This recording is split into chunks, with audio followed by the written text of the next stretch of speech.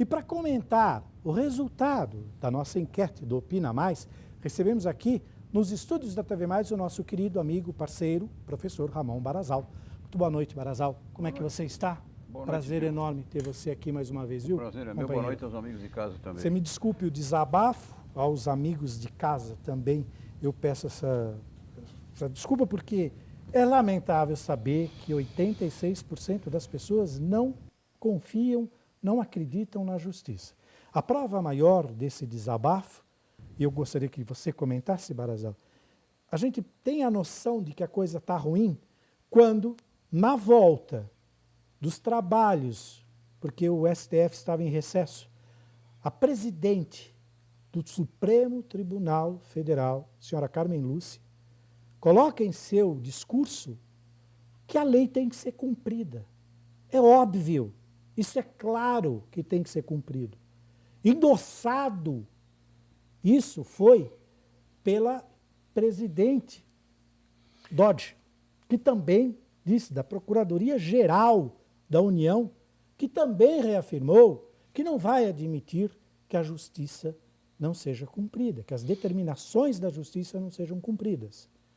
Prova é de que ninguém respeita mais aquela casa, que é a casa maior de ordem do nosso país, é que o discurso do presidente Temer foi suspenso por conta do seu conteúdo, tendo em vista o alerta que a presidente Carmen Lúcia deu, que a justiça tem que ser cumprida, que as determinações da justiça, sejam elas quais forem, têm que ser seguidas. Isto prova que o seu discurso talvez fosse um pouco contrário a esta posição que ela colocou. E mais grave ainda, é que todas as autoridades ali presentes estão relacionadas a algum processo. Lamentável. Barazal, 86% não confia na justiça. Pois é, Gil, você disse que isso é lamentável e tal, e eu diria mais, eu acho que isso é preocupante, é até mesmo assustador, porque, na verdade, as pessoas não é que não confiam na justiça, enfim. O que as pessoas estão mostrando é uma desconfiança, uma insatisfação muito grande com o arcabouço jurídico brasileiro, com as leis brasileiras. E nós estamos vendo exemplos atrás de exemplos. Eu vou dar um muito simples, quer dizer, nós temos aí várias pessoas condenadas na Operação Lava Jato que cumprem um prazo muito curto, repito, muito curto, de prisão em regime fechado, e logo em seguida vão para o chamado domiciliar. Portanto, ficam numa casa muito confortável, algum deles com quadra de tênis, piscina, etc. E há um deles aqui no interior de São Paulo, um desses condenados, que montou o seu próprio sistema de vigilância. Não é? Sim. Quer dizer, isso é realmente revoltante. A razão pela qual, Gil, a população dá esse tipo de resposta para uma enquete como essa realizada pela TV+. Quer dizer, olha, a grande maioria dizendo o seguinte, olha, nós não queremos que essa justiça seja feita, justiça entre aspas, porque isso não está resolvendo coisa nenhuma. E a preocupação maior, Gil, vem na seguinte direção. Se as leis não servem, é preciso mudar as leis. O problema é que quem muda as leis, os legisladores, portanto, são os deputados federais e senadores. Diante do quadro atual, a confiança das pessoas, da população brasileira, fica menor ainda. Portanto, nós estamos num momento no Brasil extremamente delicado, tanto no que diz respeito ao poder legislativo quanto ao executivo, mas agora também envolvendo o próprio judiciário. Então, como você lembrou bem, não tem nenhum cabimento, não faz nenhum sentido a presidente do maior poder judiciário no Brasil dizer, olha, as leis têm que ser cumpridas. Ora, bolas, isso é óbvio, minha senhora. Pois é. É a gente comentar aqui que você, como entrevistado, tem que responder as perguntas que a gente reformular aqui. Mas como confiar? Dos 81 dos senadores, 54 estão envolvidos em casos da Lava Jato ou outros processos. E no caso da Câmara Federal, a mesma coisa. Você tem uma grande quantidade de deputados federais envolvidos com isso tudo. E, portanto, essa preocupação não vem de agora, isso vem de muito longe. Quer dizer, por isso que eu repito, o arcabouço jurídico brasileiro precisa ser refeito, precisa ser modificado e tal. E aqui, Gil, é bom a gente lembrar o seguinte, nós não estamos falando só de problemas ligados à corrupção, o que de per si seria gravíssimo.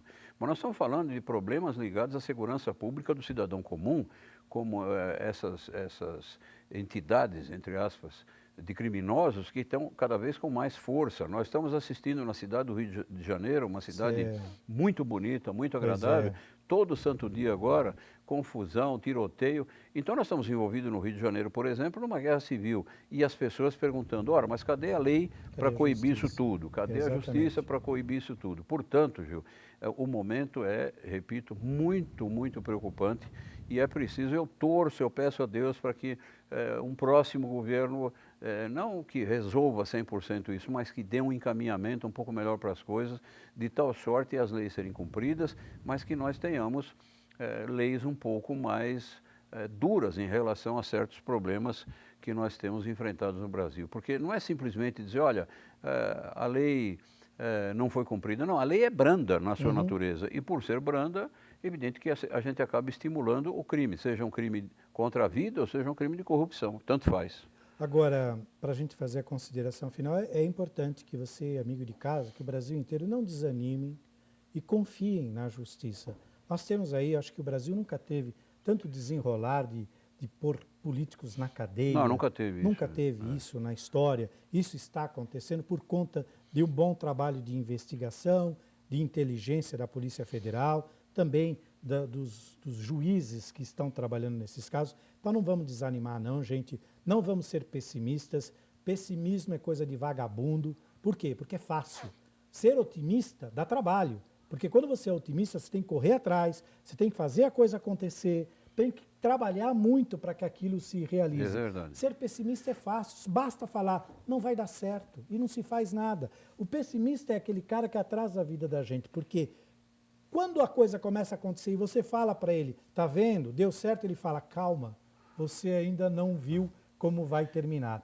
Não podemos entrar nessa, né, Barazal? Não, o pessimista é aquele que você levanta pela manhã com solão e ele diz, mas à tarde vai chover. À tarde vai chover. Barazal, o que a gente pode dar de recado para os nossos amigos para não desistirem? Para que a gente continue confiando na lei, para que a gente continue acreditando no cumprimento da lei e para que a gente não entre na jogada perigosíssima da desobediência civil. Isso é perigosíssimo. Portanto, sejamos otimistas, como está dizendo o Gil aqui. Perfeitamente. É isso que nós esperamos de todos vocês. Obrigado, Barazal. Sexta-feira que vem temos mais um grande debate aí pela frente, que é sobre o Muito obrigado, Gil. governo Temer. Vamos Muito obrigado ver o e que o pessoal acha. seja feliz. Totalmente feliz.